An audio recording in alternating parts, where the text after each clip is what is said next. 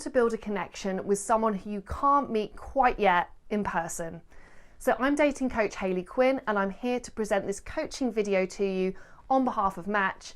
Match is here to help you start something real even during these challenging times.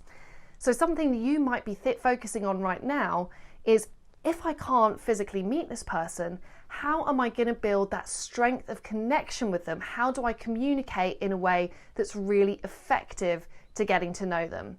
Well, first of all, I have to say that I think maybe not being able to meet someone straight away might not always be a bad thing. A slight downside or a common criticism I hear a lot about when it comes to modern dating is that people can be a little bit superficial, or may be prone to making very hard and fast decisions about who they do or do not feel a spark with. Whether it is that you're not particularly into the coffee shop that you met or your date's outfit, sometimes we can have pretty arbitrary reasons for discounting someone as a potential partner to us. And instead, by going through a journey of communicating over a longer period of time, this could actually be a fantastic opportunity to reevaluate what we're looking for and actually just being a bit slower to judge who may be right for us.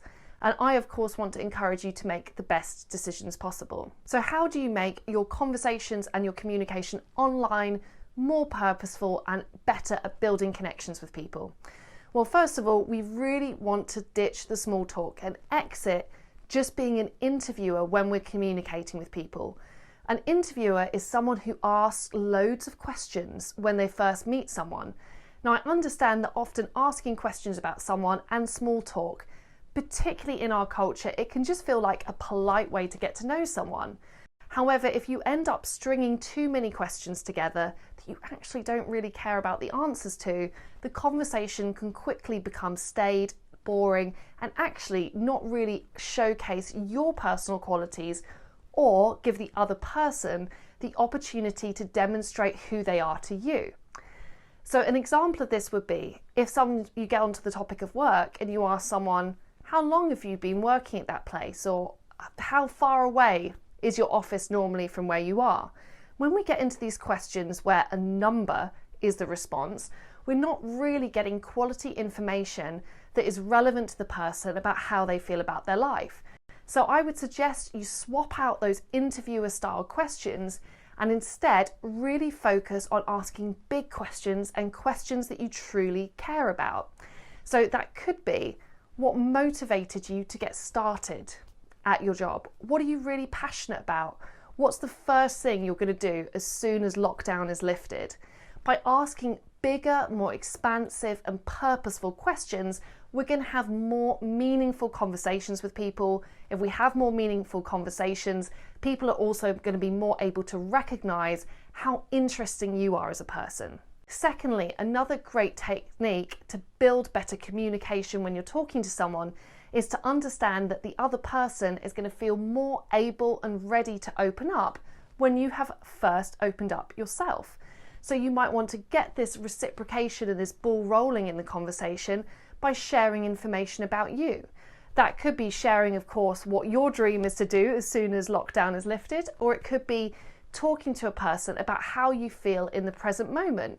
You may even want to say that you were feeling a little bit nervous before hopping on a video date with them that evening.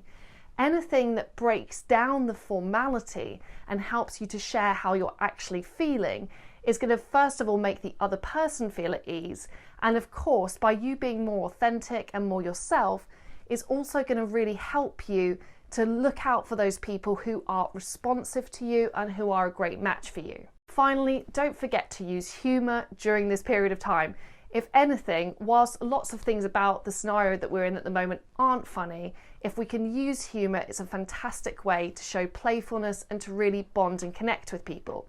So if you are talking to someone on an ongoing basis, could you send them a funny meme that you've just sent? Could you send them a little video diary of you in quarantine? Could you send them a voice memo to let them know what you're up to today? If we can use these more personal forms of communication, use humour, share information about ourselves, and remember to ask big, important, impactful questions rather than the small talk ones.